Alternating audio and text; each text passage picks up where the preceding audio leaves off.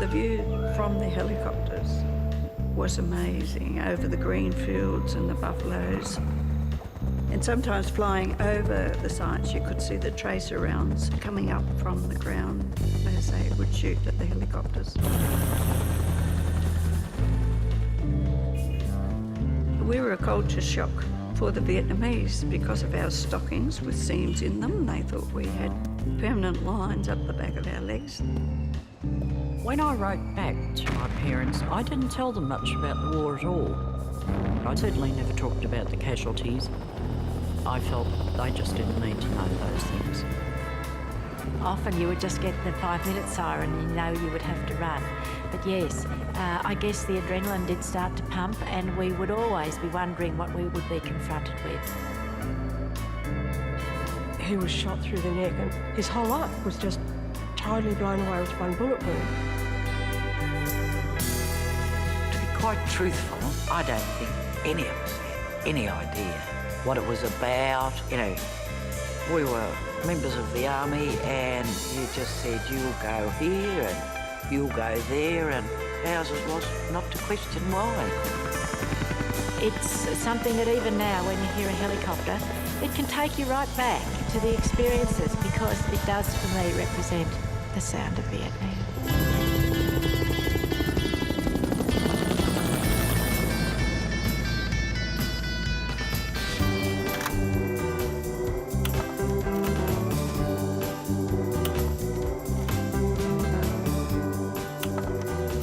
Colleen on the left. That's Maggie and me. Yeah. Oh, is that okay? There you go. That's it. That's it. Yeah. Well, Yeah. that's a I'm very looking at something fairly extraordinary. You've got a bit of a shocked look on your face, Terrie. Fancy that. When we landed in Vietnam, we landed in Saigon, and it was hot, it was humid, and there were thousands and thousands of planes on the tarmac. I'd never seen so many planes, and they were all in camouflage colours. And it was so busy and it was so active. And that's when I felt really overwhelmed. That really brought home where we were. So then we had to travel to the 1st Australian Logistic Group, which was the Australian base at Vung Tau. And it was stark. It was sandy, it was dry, it was barren, there were no trees, and there were just all these wooden buildings and lots of canvas. The hospital was very different from a clinical environment back in Australia. I think we probably just kept absorbing our new environment of where we were. The patients were our age. Many of them were even younger. They were missing home, they were homesick, they were frightened and scared. And we represented their mothers and their sisters and their girlfriends. We felt for the boys, but you didn't let it get to you. You tried to make a big steel shutter there.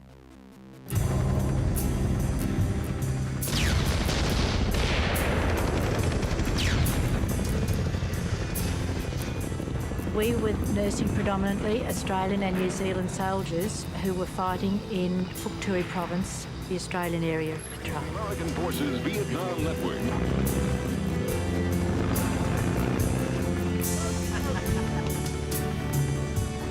Our troops were based at Nui Dat, about 30 kilometres up the road from the 1st Australian Field Hospital in Vung Tau, or 20 minutes in a helicopter once they were wounded.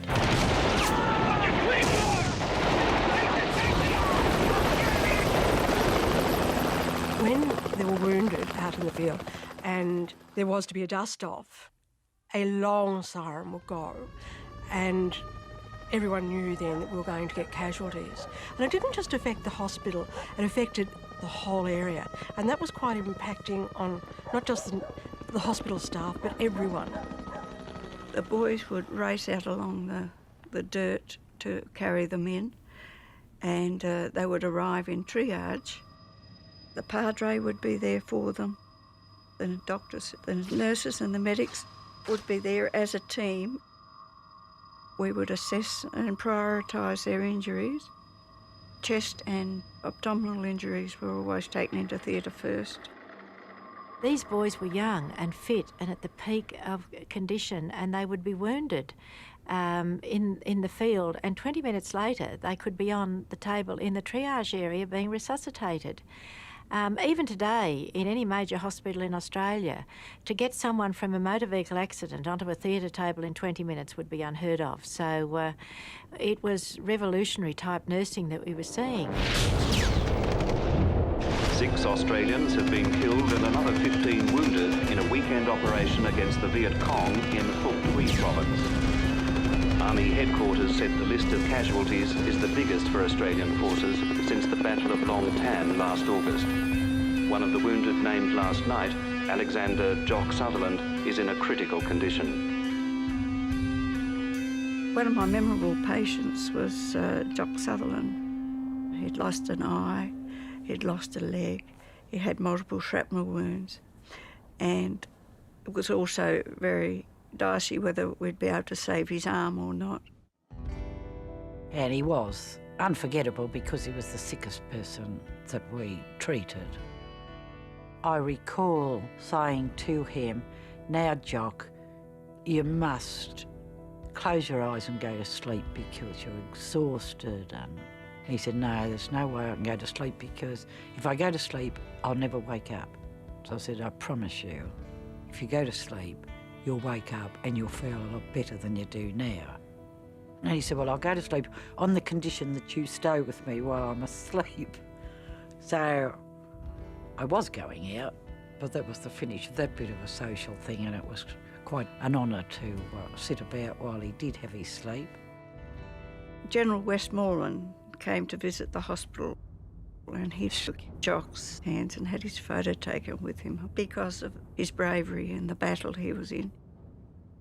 He must have got a lot of press in Australia because cartons of mail turned up, letters from admirers, and we had turns in reading them out, having great amount of joy and laughter.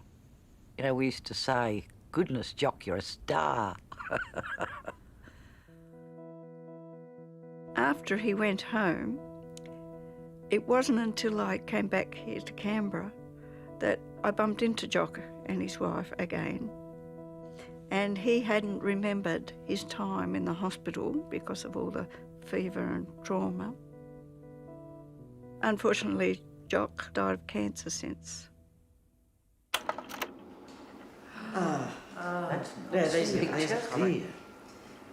That looks as if it could have been an actual exit wound. A shot through the back and an exit wound in the abdomen.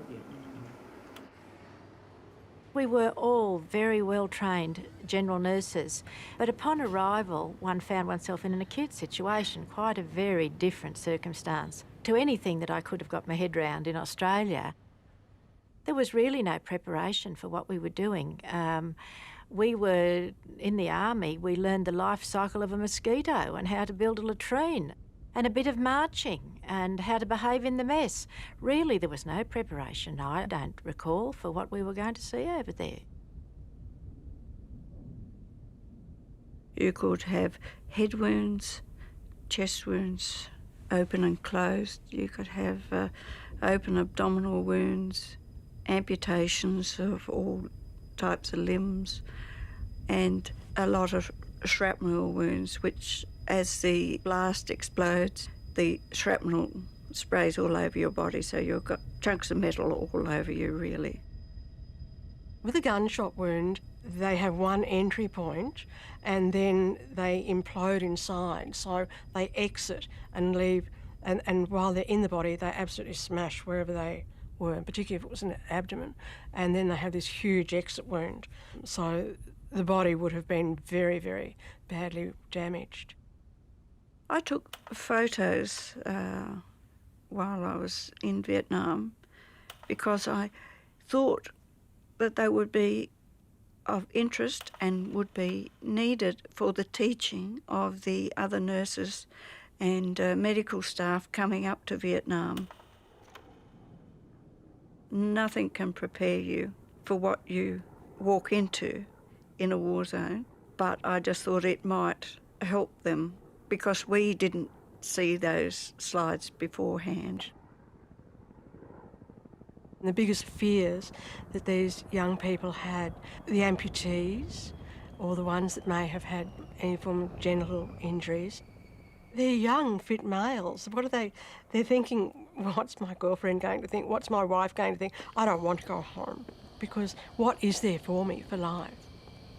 It seems hard to express this, but you would just give them love, but in a very, very sort of nurturing way, so that you knew that they knew that if you could sort of give them a hug and a love, that perhaps going home was not going to be so bad. It was very difficult because we were young and we knew what they had ahead of them. The boys used to like us to look feminine. I mean, we never went to work without at least lipstick on. You couldn't wear too much makeup because it was too hot, but we always wore perfume because you get a soldier in who'd been wounded and he's lying there and he's feeling like death warmed up, and you'd lean over him and he'd go, "Oh, sister, you smell so nice." And so, you know, after that happened a couple of times, we never ever went to work without perfume, and I always kept a bottle of it in theatre, and every time we heard a chopper coming, with the perfume, just because it made the boys feel good. We were nurses, but we were officers. And in the army, there isn't supposed to be fraternisation between the officers and the other ranks. But it's very difficult, particularly as we worked with them all the time. We were friends with everybody.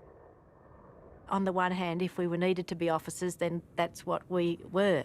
But certainly from my point of view, if I needed to be a nurse or a friend, then I was equally able to do that, and blow being an officer. Saigon, this is the American Forces Vietnam Network. When we were able to, the unit used to put on a barbecue of a Sunday where all ranks mixed. Go for a swim if you wanted to, or just sit around and have a few beers, a bit of a chat. Everybody had a great time. Our unit was like one big family. Something affected one, it affected everybody.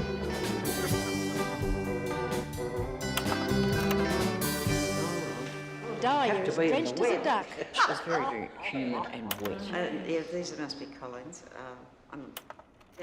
That's Amy. We were washing our hair. It was pouring rain, and we were standing on the edge of the roof washing our hair. The monsoon season teemed rain like you've never seen every day. It just fell from the heavens and you were drenched. When I was up there, we had a very big outbreak of malaria, and we had the soldiers coming down from Nui Dat. And they were brought in from the field, and often it was from very wet conditions, good breeding ground for mosquitoes.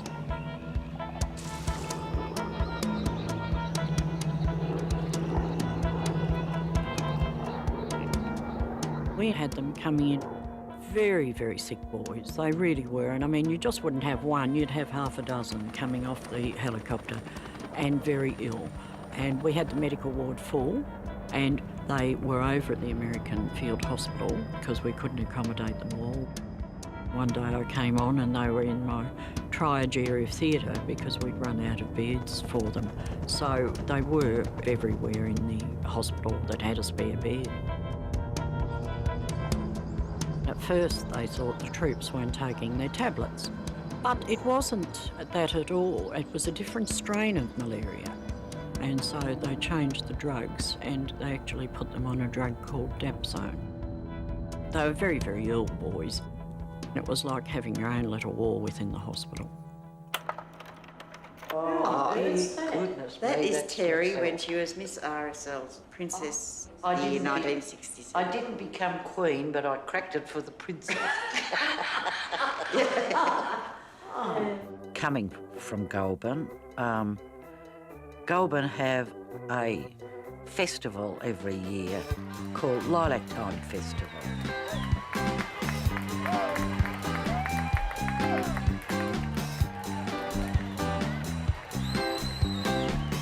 But because I was in Vietnam, the RSL had decided to nominate a Queen candidate, being me.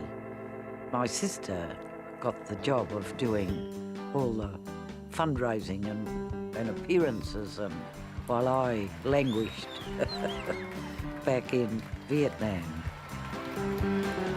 We raised the second amount of money, I think. So I didn't get to be the Queen, but I did manage to become a princess. The boys all thought it was a bit of a hoot. Thought, who's this maniac? Goulburn must be a crazy place.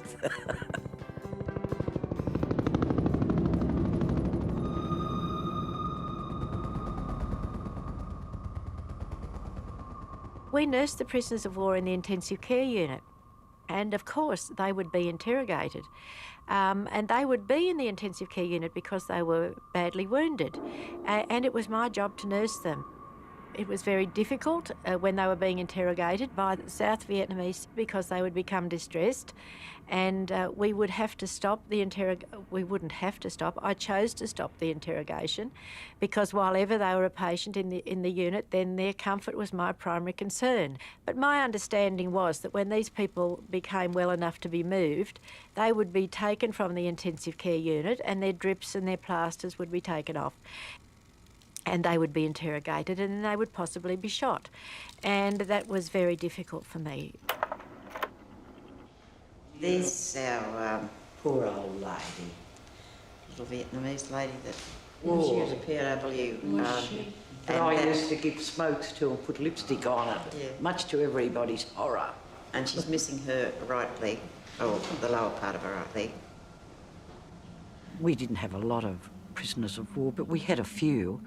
And we had this lovely little lady who I used to put a bit of lippy on and give us cigarettes to, and on the boys were furious with me, the soldiers. And I used to say, well, if it was me, I'd be terribly grateful for someone putting a bit of lippy on me. You can think of the enemy, but when you actually see and touch them, you think, oh, I'd hate to think of you being shot.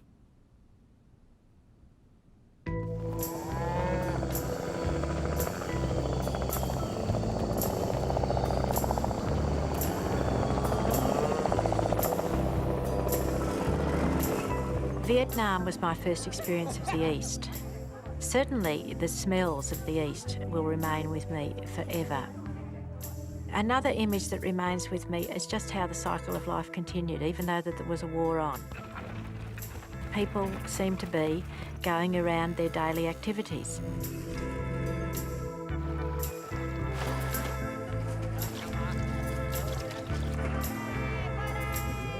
We were cared for by the local women who came into the compound every day. And even though they were at war and they were poor, they had tried to maintain a semblance of normality in their lives by just coming to work like we would be in Australia, ready for the day's activity. We called her Mama Sam, and we became to love her dearly.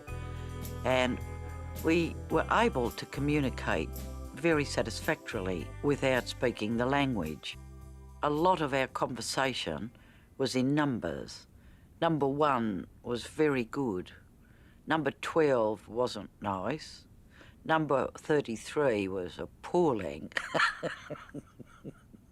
So if you had a visitor, she would put 3 pips 2 rooms down for you.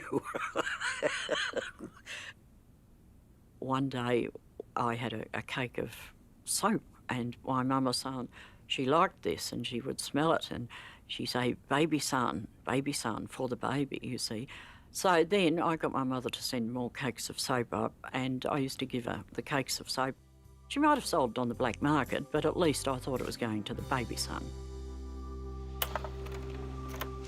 Gee, we actually got to fire these. We were just... Jan, we weren't allowed to hold weapons. We weren't. Yeah? No, So that's right. The M60 grenade launcher, ladies. Really? Yes, and that's me putting a grenade Well, in at least my you eye. understood where the wounds came from, didn't you? If that had happened to us, we would have been sent home. It was written up in the American Army paper that there were 4 Australian Army nurses in Vietnam. It was through some of the nurses at the American 36 Evacuation Hospital in Vung Tau were asked to arrange to see if we could go up to visit the American 1st Division headquarters at Phuoc Vinh, which was north of Saigon.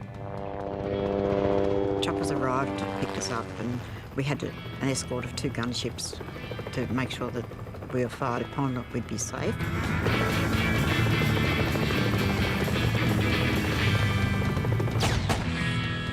They took us out to the firing range, and they showed us how to use a variety of weapons, from revolvers to grenade launchers, throwing live grenades, which was, like you got it out of your hand before it went off. And we'd lie on our belly with a machine gun, and you just it was really great. We all had a ball. When we went to visit the army base up north, they were showing us the booby traps, etc. The Viet Cong were very ingenious in their making of their booby traps, from punji sticks to the different types of grenades that they would make out of cans and catch the soldiers unaware. We were just walking along a path, and there was a sergeant with us, and he'd say, "Stop." "You stop for?" And just don't move your feet, just look down, and there'd be a very thin, like a piece of fishing line type of thing across the track. And he said, "Now step back." And then he, with a stick, would move it. And a bamboo punji board, it's like a board with bamboo spikes, usually dipped in buffalo dung and stuff like that. It would just go across the track, so that any unwary soldier sort of tripped that, and this thing had come across and hit them. It was a real insight into what our soldiers would come up against when they're out on patrol.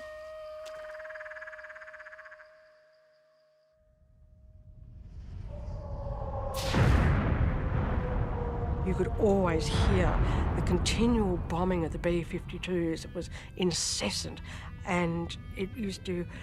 In fact, if they were having a really heavy time of bombing and hitting, the furniture used to move and shake, and it used to be night and day.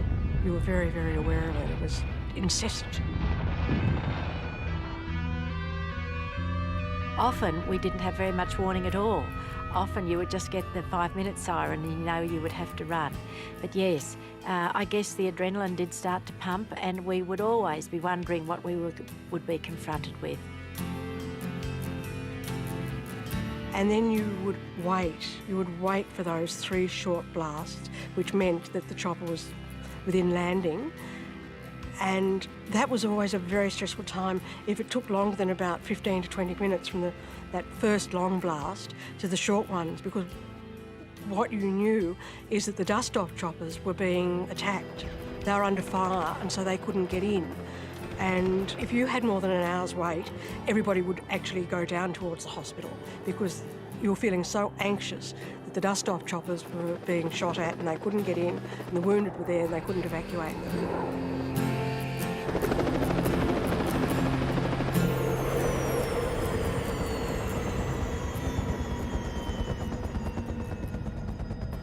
One evening we had some casualties. We had this one lad, he'd been shot in the abdomen and he was resuscitated, and the padre called me over, and this lad sort of looked up, bit of a cheeky grin. I think he was a National Service boy, if I remember correctly. And he said, looking at me, you know, with private to a lieutenant, he said, "Good day, love, how are you?" And I said, "I'm all right, but more to the point, how are you?" And he said, "Oh, I'm better now." You know, we had a chat and everything. Anyway, sadly, he had a massive bleed, which we couldn't stop, and we lost him on the theatre table. And that was really quite traumatic. That was one thing I really affected me. One stage there, when I started to talk about Vietnam, I'd start to cry. And I couldn't work this outdoor because I'd spoken about Vietnam, I'd talked about Vietnam, I'd met my friends from Vietnam and everything like this. And I sort of traced that back to that instant when we lost that boy. I still remember that very vividly and very sadly that we lost him.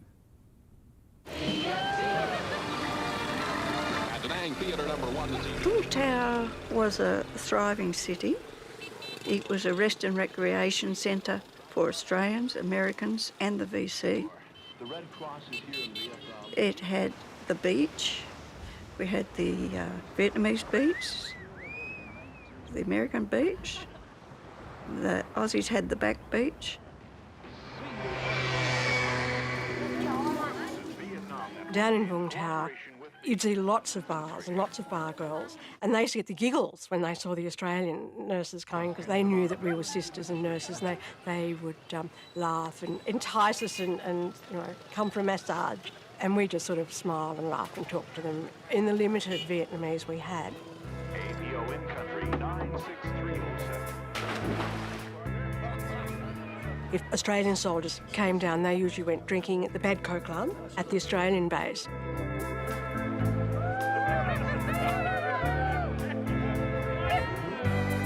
I think seeing the young fit ones as they were down on R&C having a break, or perhaps before they went back for another patrol, that used to make me feel quite sad because you're young, you're fit, you're having a great time. Tomorrow, where will you be? Today, Viet Cong and North Vietnamese troops have launched heavy attacks on provincial capitals across South Vietnam on the sacred Vietnamese lunar festival, the Tet. Street fighting is raging in several cities. Details are sketchy, but reports coming through say that the Reds are swarming into city by city.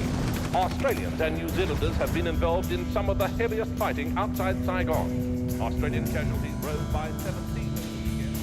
The 1968 Tet Offensive was a period of my life I will never forget. We were inundated with casualties. It went on for weeks.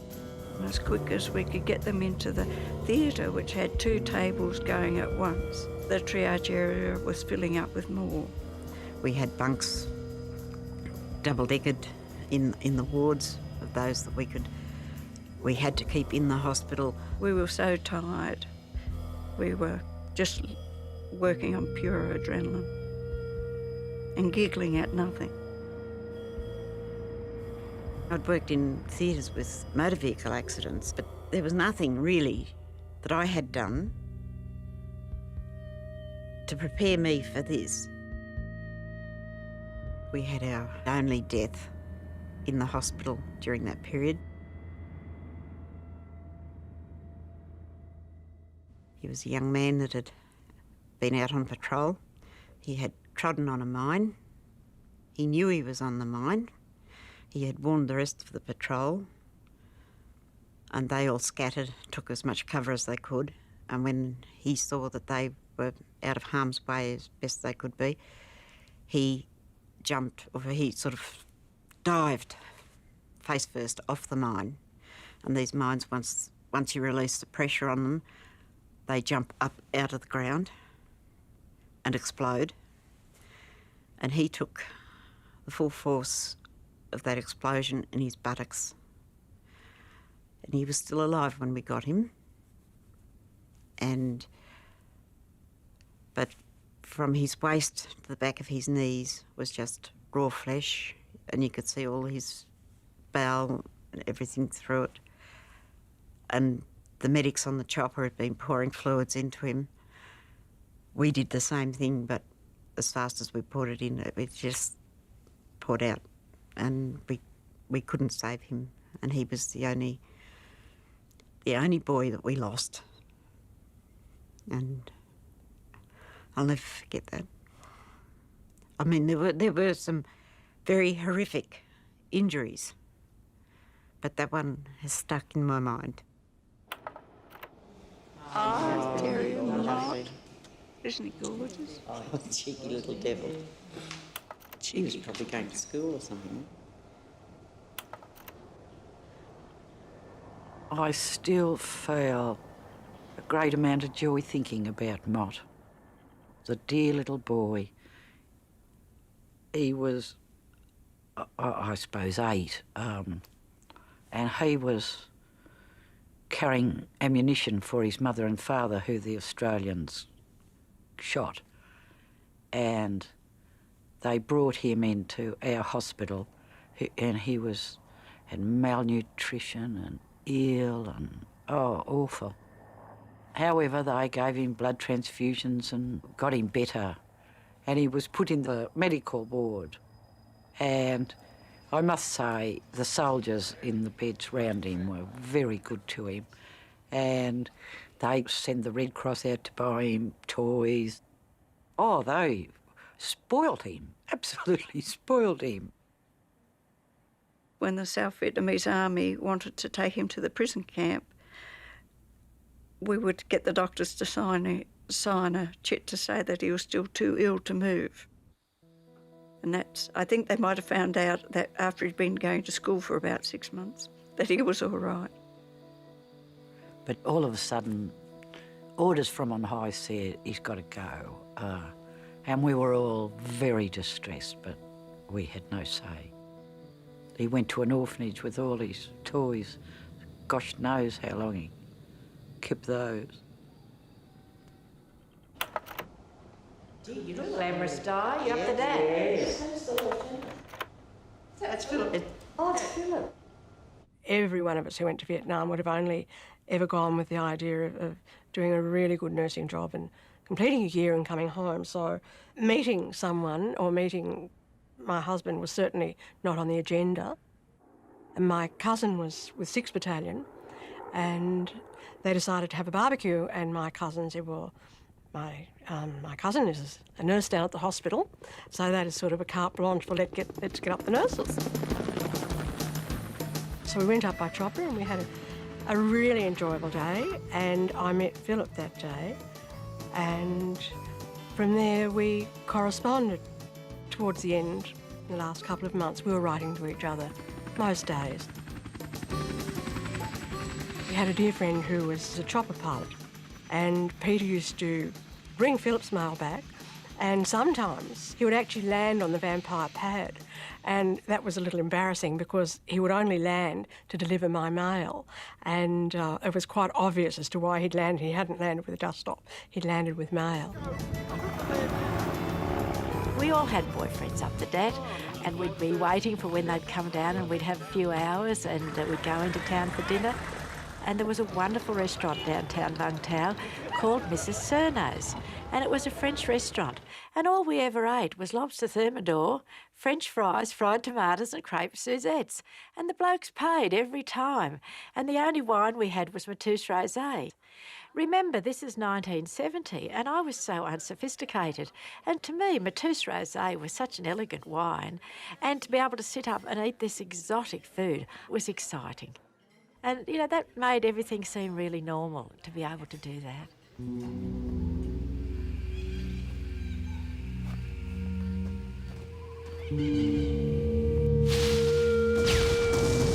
I received a gunshot wound to the abdomen.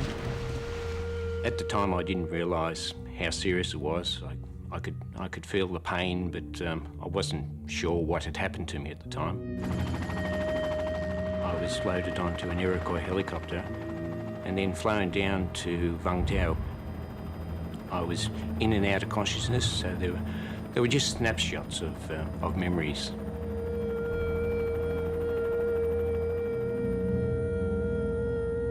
In his operation, large segments of his bowel had to be removed, and it was sewn together. And unfortunately for him, because of infection, it didn't heal, and it required many trips back to the theatre.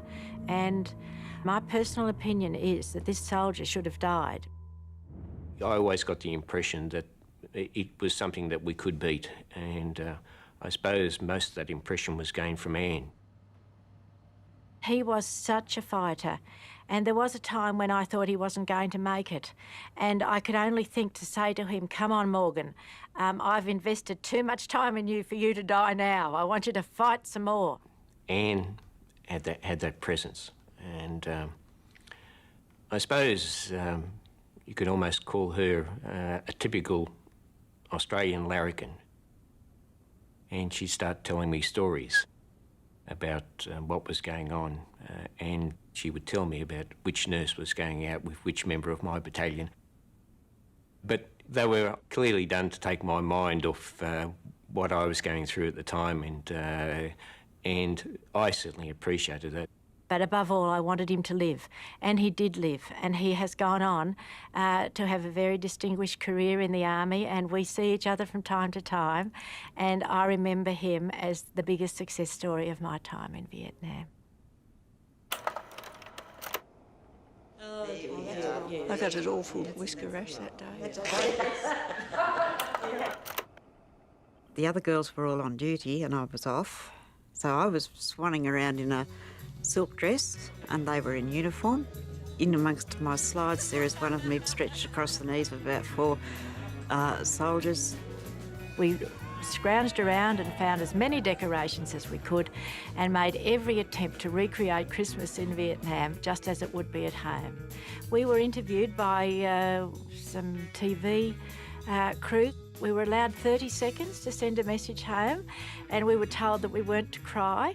Hello, Mum and Dad, Mary and Alan, and the Dailies, and Tom and Molly, and all my other friends in Australia. Merry Christmas to you all, and thank you very much for all the lovely cards and parcels. We did the traditional army thing at Christmas. Officers served the other ranks their Christmas dinner, and Father Christmas came and handed out little gifts to everybody, a bottle top or sort of stupid things, but wrapped up and looked like Christmas, and we made it as normal as Christmas as possible. Fortunately, it was a day when we had no casualties come in.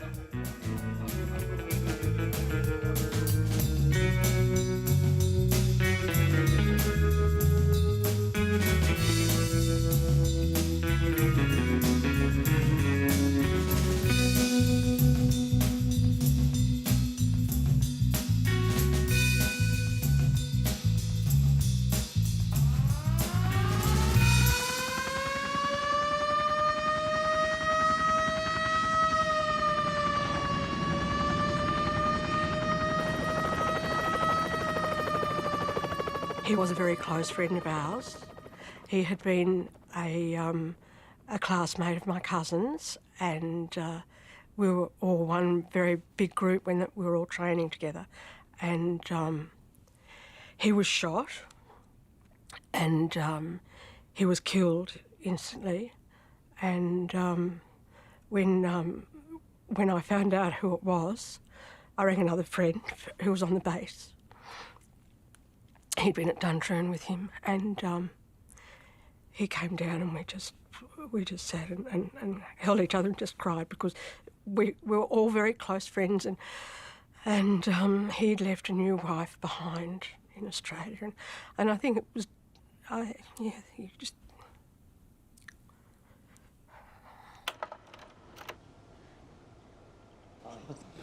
We had a fun day that day.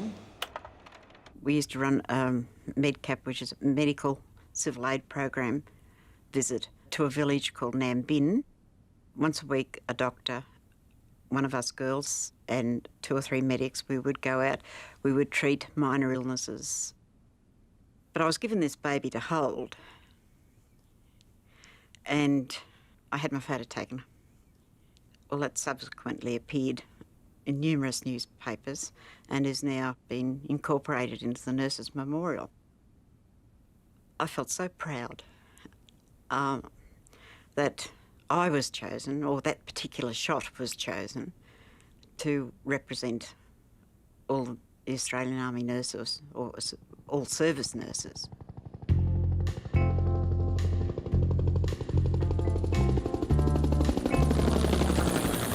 Each person did a tour of Vietnam for a year, and it was called 365 Days in a Wakey from the day that you arrived in country. And you really marked it off on a calendar, and it was a countdown, and as it got closer and closer, you got more excited. We were all extremely ready to come home. We were all burnt out. We were tired. We were exhausted. Our clothes had worn out. We needed new clothes. We needed to come back to our families.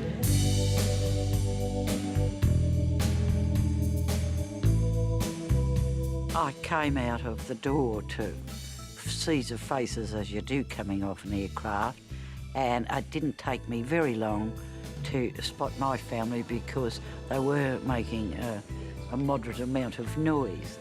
And my mother and father and sister and aunts and I think probably cousins, they were all there, and it was a very special moment in my life.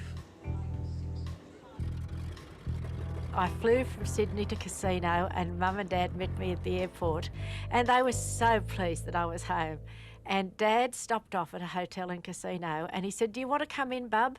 And I don't think he had any need to be in that hotel in Casino, but I just think he trumped up some excuse to take me into that hotel, because he took me round and introduced me to all the auctioneers that were in there and said, "This is my daughter Anne, and she's just come back from Vietnam."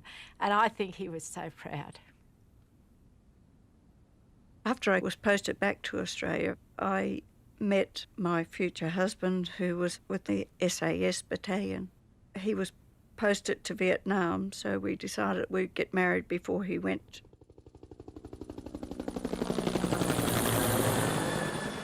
He was wounded a couple of times, and knowing what the wounds could be, it could be little or it could be anything. So being the wife at home was worse than being in Vietnam. It wasn't really till I came home and I realised that I missed Philip terribly, and his mail was also reflecting the same thing, so that was great. My parents commented that they thought that Philip would be the person that would marry me because he was the one person I never talked about very much. I was very quiet about him, so that made them think that he was very different from all the others. Today in Sydney, thousands of people have gathered at Town Hall to protest Australia's involvement in the Vietnam War. There's an air of tension as police position themselves, looking for troublemakers amongst the crowd, and everywhere you look, there's a mass of hands as protesters make the V sign, the sign for peace. I was very proud of my uniform. And I was told, "Oh, don't wear your uniform because you're liable to get something thrown at it. It's not popular to wear your uniform, and we advise against you wearing your uniform to travel." And I thought, why? What? And so you had to tuck it away and just forget that you ever went there, but it's very hard to, and you can't do it. It was very difficult coming out of a war zone into reality.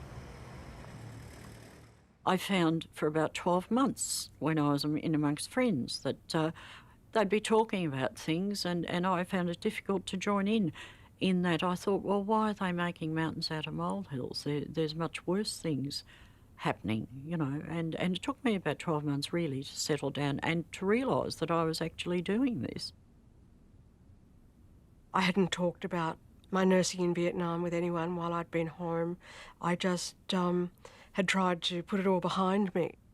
We talked more about our hard work, our long days, or the different things. You didn't highlight on people's injuries because everybody had their own pain in their own way that they were trying to manage, and you didn't want to inflict that on anybody else. When Jack returned from Vietnam, he had to come home on the train from Sydney. Within 8 hours of coming out of the jungle, more or less, he was home in civilisation with a new baby. And it must have been extremely difficult for him because he would always sleep with his knife under his pillow. To wake him up, I would poke him with the broom because I wasn't going to get too close to him. My experience in Vietnam didn't so much affect my work, but it affected my family life, as me as a person. I was bordering on alcoholism. I was aggressive. And I was asked this question by a group of wives, Vietnam veterans' wives. How did it affect me? Or how did this post-traumatic stress disorder affect me? And my only way to describe it to them was the same way that it affected your husbands. Oh, you mean you got aggressive and abusive and drank? And I said, yes. Before I went to Vietnam, I was very politically naive. But of course, as soon as I got there, I realised how wrong this war was. And I understood the full horror for both sides. And so that when I did get home, and I was aware that the moratorium marches were on, and I fully supported that. But somehow the veterans were blamed for being part of that war in Vietnam. And many of us carried that resentment around for a lot of years until we had our Welcome Home parade in 1987. I believe that the healing started on that day for a lot of people, and those resentments were able to be dealt with and put behind us. Today, the Australian nation pays tribute to the high courage and loyalty of those men and women in this much delayed welcome home from Vietnam. We also honour the 538 Australian and New Zealand soldiers who died. And now we can see the nurses, members of the Royal Australian Army Nursing Corps. There were 2,398 servicemen wounded, and they were well looked after. It was a very moving celebration, and we were welcomed home with great enthusiasm. And the streets were lined with old soldiers and the tears running down their face. And that was very important for us.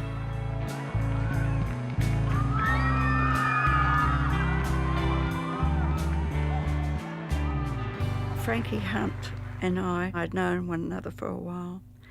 And at the Welcome Home parade, he was in his wheelchair because his legs weren't working very well that day. And he said, "Give us a push-up, sis." So I pushed him onto the stage and I just stood with him. And of course they played Only 19. And that was the first time I had ever cried about Vietnam. And I had to do it in front of all those people. And Frankie said to me, "It's all right, mate, I'm crying too." So it was very emotional. It was wonderful.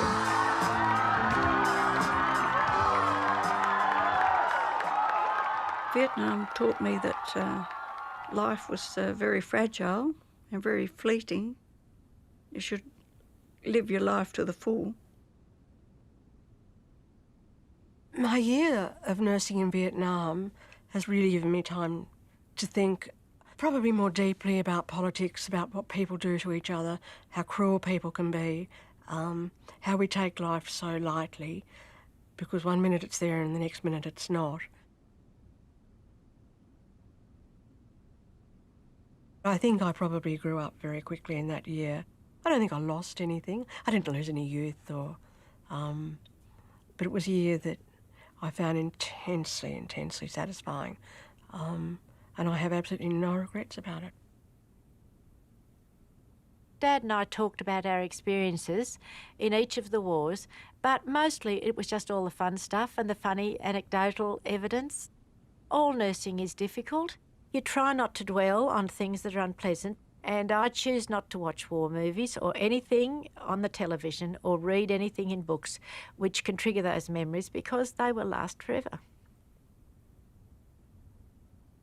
Vietnam, in many ways, shaped a lot of things in my life. I'm grateful for every minute of every day, and even though I don't think about it all the time, when I do, I think about the blue skies and things that a lot of our boys weren't able to see again. The photograph of me with a little boy is the most beautiful photograph that I have ever had taken. Every time I look at it, and I look at it every day, because my son, when he was in East Timor, he had a photograph taken holding a little East Timorese girl, and he got the two photographs and made a print and gave it to me. And I know how he felt about that little girl, but I often wonder what happened to the little child that I held. I look back with fond memories of that day and the contact we had with those people because they were so gentle. Well, we've all got our own personality, and the best bits of it has to shine. And you sincerely hope that you were courageous and your sense of humour came to the fore when it was necessary. And I'd like to think I had all those, but I was very likely lacking in the odd one.